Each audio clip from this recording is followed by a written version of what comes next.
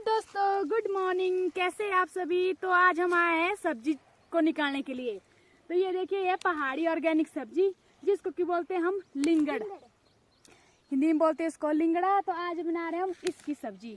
ये देखिए, तो मैं आपको बता दूं कि लिंगड़ ना दो प्रकार के होते हैं। एक तो ये वाले जिसमें कि ना ये बाल वगैरह लगे रहते हैं, इनको हम ऐसे साफ करके फिर काटते हैं। और एक होते हैं ये वाले जिसमें कि बाल वगैरह कुछ नहीं होते, कोमल होते बिल्कुल।